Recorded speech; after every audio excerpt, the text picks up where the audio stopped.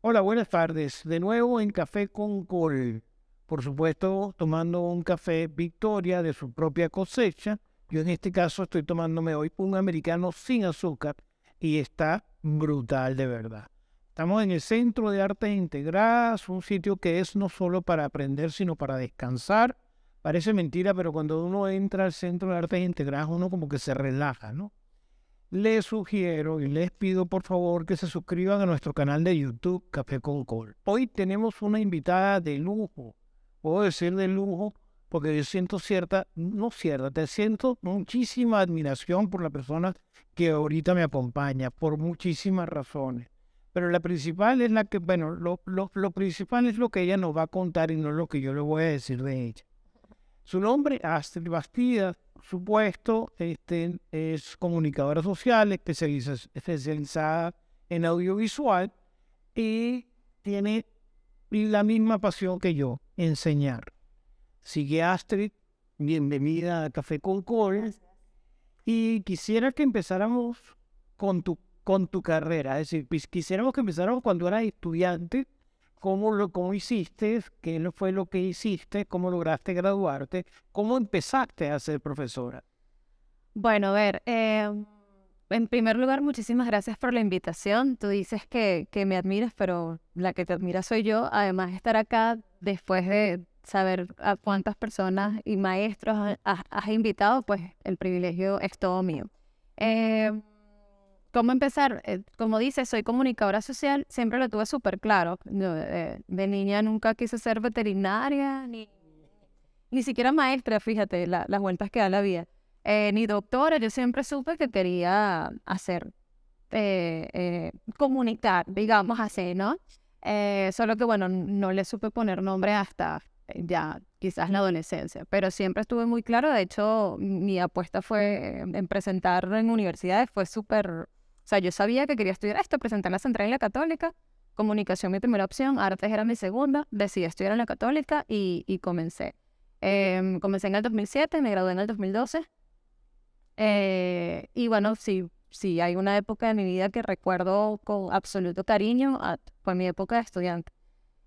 Tan vinculada me sentía a mi universidad, a sus espacios, a lo que allí se genere, que bueno, hoy estamos ya en 2023, pues no me he podido ir de la Católica. Pero tengo entendido que comenzaste a dar clase mucho antes de haberte graduado. No, no, que comencé a ejercer antes de graduarme como en audiovisual, audiovisual, sí, muchísimos corporativos y comerciales. Uno pertenece a una generación afortunada, ¿no? Y aún así yo veo la accesibilidad y cómo se ha democratizado tanto la tecnología para los chamos de hoy y veo las diferencias con respecto a mi vida de estudiante hace 10, 15 años, ¿no? Pero ya en ese momento, digamos que uno estaba en un entorno, a pesar de ser muy competitivo. Estamos hablando de este momento glorioso de Venezuela en materia audiovisual, ¿no? A pesar de ser muy competitivo, uno se reunía con 4 o 5 amigos con cierto grado de formalidad y hacías tu casa productora. No tenías redes sociales en ese momento, porque creo que en ese momento lo que había era Facebook, no tenías Instagram, no existía, imagínate. Y así hicimos. Había unos amigos, nos organizamos, empezamos a tocar puertas y a levantar nuestros clientes y empezamos a hacer corporativos. Y el tema de los corporativos pues nos permitió Y, si- generar un ingreso. y siendo una carrera tan compleja, pudiste graduarte y pudiste trabajar al mismo tiempo. Sí, afortunadamente. ¿Cómo comenzaste tu carrera como profesor? Mira, yo siempre digo que la docencia ha sido un hallazgo inesperado. Si tú me preguntas o me hubieses preguntado en el 2007 cuando empecé a estudiar o en el 2012 cuando me gradué, sí, yo me había dado clase y te hubiese dicho que ni de chiste. Eh, pero, pero no porque tenía algún tipo de aversión hacia los estudiantes ni nada de esto, sino porque no me veía. Yo sabía que yo quería hacer cine o yo quería hacer comerciales, o ¿sí me explico? O sea, nunca hallé la docencia como una posibilidad, ni siquiera me pasó por la cabeza. Yo me gradué en el 2012 y en el 2013, marzo de 2013, inicié un semestre en UCAP y me llaman. Me llaman para dar televisión y yo, por supuesto, dije, yo no puedo dar esta materia. O sea, yo me acabo de graduar. Yo estaba empezando a dar televisión. Había tenido un gran profesor de televisión con quien, por cierto, trabajé años después, Carlos Boulet, la cabeza de Vivo Play. Pero yo no me sentía lista, sobre todo porque uno tuvo tantos buenos profesores, Enrique, que la ponen la vara muy alta, ¿no? Y para mí como estudiante, yo valoraba profundamente que Carlos Boulet, por citarte un caso, cuando me daba clase, él estaba formando Vivo Play. Entonces, este señor llegaba a hablarnos de la televisión OTT, del streaming, del on demand, ¿no? Que en ese momento era una cosa así como que justo, ¿no? Entonces, imagínate esas clases en las que se convertían. Y yo decía, pero ¿cómo es que yo voy a llegar a la televisión cuando vi medio televisión Carlos Boulet si yo apenas estoy empezando a hacer esto, ¿no? Y dije que no. Yo dije, no, de verdad no. ¿Tu segunda opción? No me ofrecían otra cosa. Creo que si me hubiesen ofrecido otra cosa en ese momento tampoco lo hubiera aceptado. En octubre, para el otro semestre, me volvieron a contactar ofreciéndome la misma materia y volví a decir que no. En marzo de 2014 me volvieron a contactar y volví a decir que no. Wow. Y en octubre de 2014 dije que sí, pero no para televisión. Porque no me sentía. Había una materia en la universidad que ya no existe, o sea, por los cambios de peso, que se llamaba diseño de producción. Pero no era el diseño de producción de arte, sino era como el proyecto desde que se gesta la idea hasta que se distribuye. Era como el ciclo de vida, cómo diseñas el ciclo de vida del proyecto, ¿no? Y estaba muy orientado más quizás hacia publicidad. Y bueno, yo con el conocimiento que tenía produciendo comerciales y con los corporativos, armé la materia con mucho miedo, por supuesto, porque bueno, ahí viene el síndrome del impostor.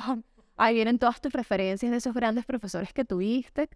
Pero bueno, me atreví y aquí estoy. Si me preguntas, en este momento no me imagino la vida sin enseñar. Wow, ¿cuántos alumnos han pasado por Imagínate, este año cumplo 9 años. 9 años? En octubre cumplo 9 años.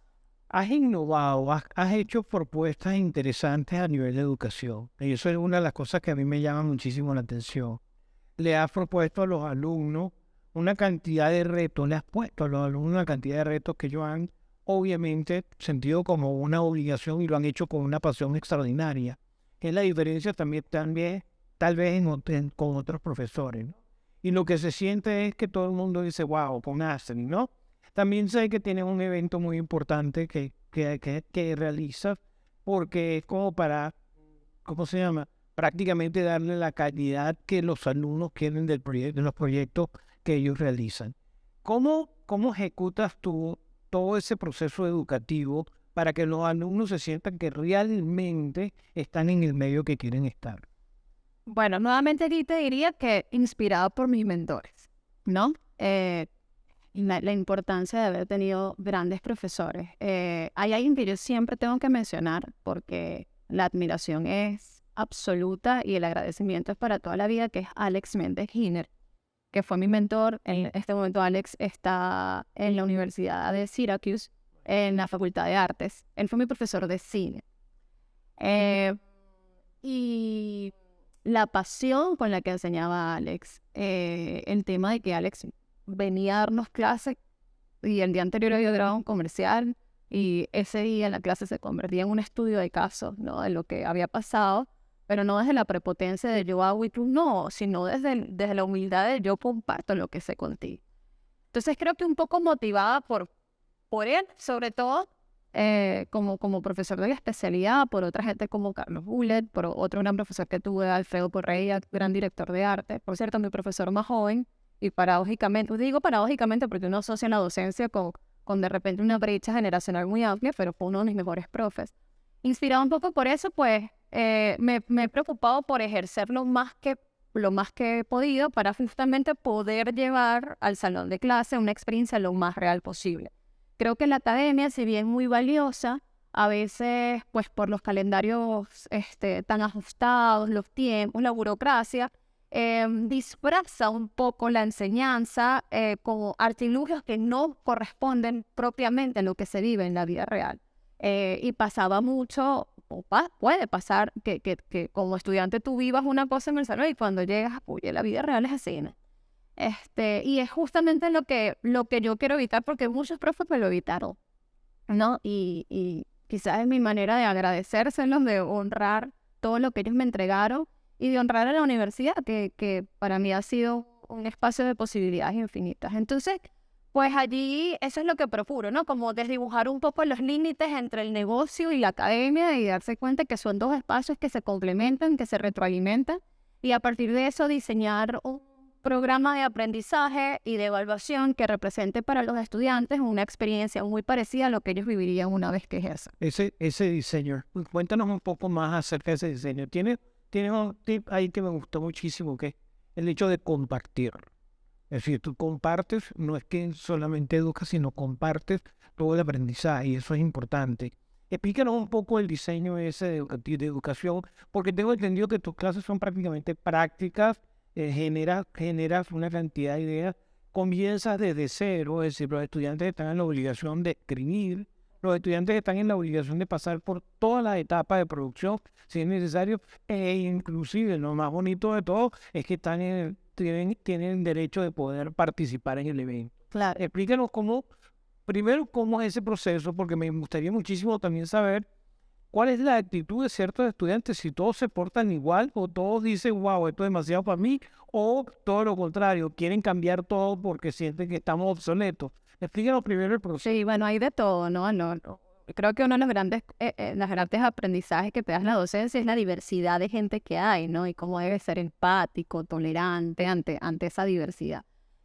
Un detalle que quisiera aclarar es que yo doy producción y realización cinematográfica, que es más o menos bueno, cine, y televisión. Entonces son dos estrategias distintas, ¿no? Digamos que el programa, en esencia, pues no es una creación mía. Evidentemente la universidad tiene un equipo que diseña unos programas para las cátedras y pues uno va a ir viendo, ¿no? Pues hay algo que se llama libertad de cátedra y tú vas viendo qué es más funcional y qué no, sin obviamente desmerecer el trabajo del equipo que ha diseñado estos programas.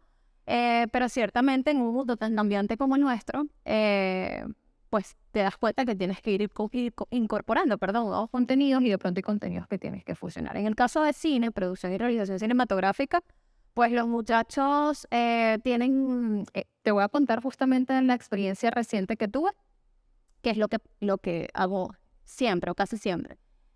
Entre todas las cosas que tienen que hacer en producción, que es como la primera materia que ven, ellos tienen que escribir unas historias, escribir unos guiones de ficción. ¿De cuánto tiempo? Yo les sugiero que no pasen los 10 minutos, ¿ok? Bastante, ¿no? Sí.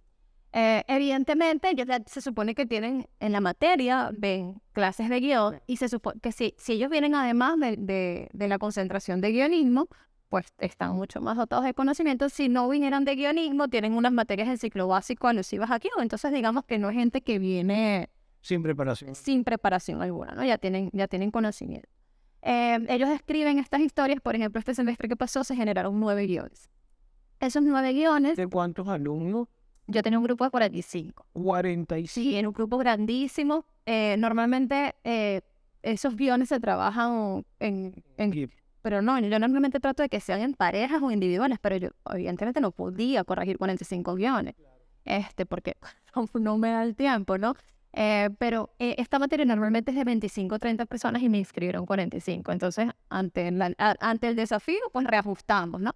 Se generaron 9 historias y pasaron por una sesión de pitch. En la sesión de pitch llevé a Claudia Lepage, que también ha estado acá. Yo que te embarqué.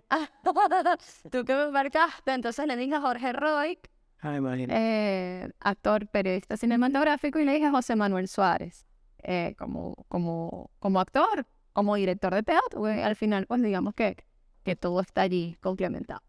Y los muchachos prepararon, nosotros ensayamos, ellos obviamente recibieron una clase de pitch. Bueno, lo que no les puedo enseñar, pues tú más que yo sabes que no hay fórmulas infalibles, no todo depende tanto de la audiencia. Pero se prepararon muchísimo, hicimos prácticas y llegaron a ese día en donde ellos tenían que pitchar, tenían un tiempo, ahorita no recuerdo, pero creo que les di 2 minutos. 2 minutos para que pitcharan. Ellos para un pitch de 10 minutos. Para una historia. Ellos tenían que convencer a las 3 personas y a mí que era la historia que debíamos elegir. Más corto que una sinopsis. Exacto.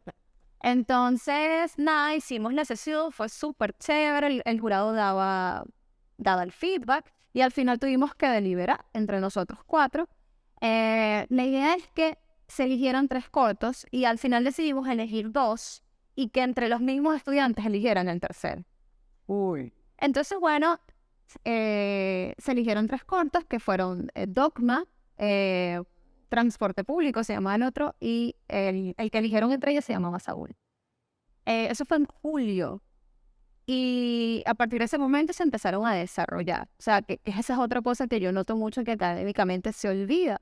Y es que todo proyecto cinematográfico antes de preproducirse se desarrolla. claro. Y nosotros dedicamos un tiempo al desarrollo, incluso en vacaciones. Y quien inscribe la materia conmigo sabe que en vacaciones el proyecto se empieza a desarrollar. ¿Cómo lo desarrollas y qué tanto te involucras en el desarrollo? ¿Cómo lo desarrollan los estudiantes y qué tanto te involucras? Bueno, en primer lugar, que ellos entienden que el guión es un organismo vivo que nunca deja de mutar. Así que si tú crees que ese guión que fue elegido en esa sesión de pitch está listo, es mentira. Tú tienes que meterle cabeza a este guión, ¿no? Porque sobre todo porque ahora imagínate, eran 9 historias al principio, se convierten en 3 y los 45 se tienen que reagrupar entre estos 3 cortos. Tienen que formar equipo. Tienen que formar equipo, efectivamente. Cada uno con una responsabilidad particular. Claro, ellos tienen unos cargos, yo no los impongo, pero sí los sugiero, sobre todo porque uno ya, tú notas, ¿no? ¿Dónde están las fortalezas de la gente? Exacto. Y en ese sentido yo pues incentivo mucho bueno, que todos los cargos son importantes, que no hay cargos pequeños.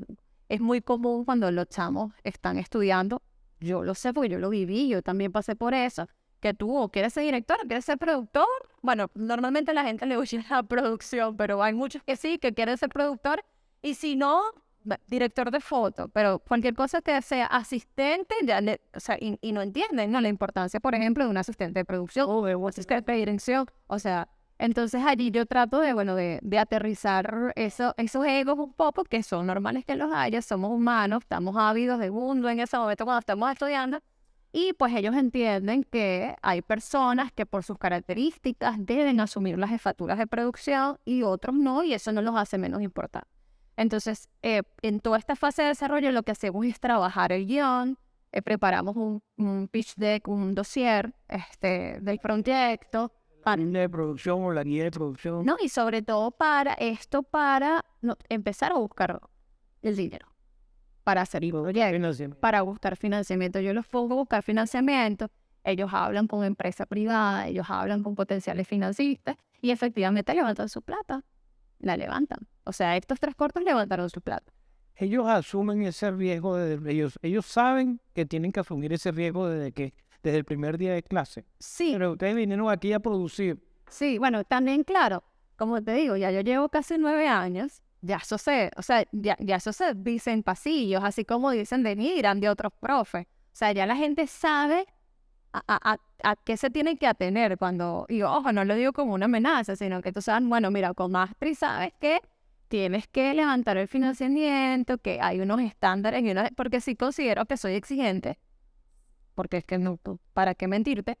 Pero los acompaño mucho. Y sobre todo, a mí me ha pasado casos, porque por ejemplo, con esta gente que acaba de presentar sus cortos, la experiencia fue maravillosa. O sea, yo no te puedo explicar, los 2 semestres fueron de ensueño, una gente dedicada. O sea, tú ves estos trabajos y ves la motivación con la que hablan estos chamos y tú dices, oye, aquí está el futuro y sí en este país. O sea, esta gente, pero no todos los grupos son así. Y eso es otra cosa que deberíamos poner ahí como lo que callan los profes, ¿no? Escribimos un libro, hacemos entrevistas sobre eso. Entonces también y yo se los digo siempre, yo seré lo que ustedes quieran que yo sea. O sea, si ustedes me retan, si ustedes me desafían, si ustedes me estimulan, pues aquí estoy. Y estos chamos fueron un acierto total. O sea, yo di todo lo que tenía que dar y más. O sea, ¿por qué? Porque yo recibí exactamente lo mismo de ellos.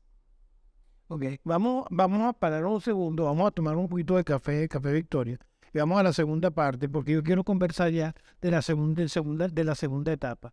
En primer lugar, recordarnos también que la comunicación social en este siglo es una de las carreras que más importancia tiene y que más demanda tiene. Ayer lo estábamos escuchando, yo me quedé loco, es decir, la comunicación social tiene ahorita una gran demanda. Me imagino y todos sabemos por qué, pues, ¿no? Es obvio. Pero en la segunda parte vamos a conversar de el segundo proceso de los muchachos, cómo asumen la preproducción, sabiendo que son estudiantes, pero que consiguieron financiamiento y que están prácticamente están haciendo el trabajo profesional desde todo punto de vista. Vamos a la segunda parte después de un café Victoria.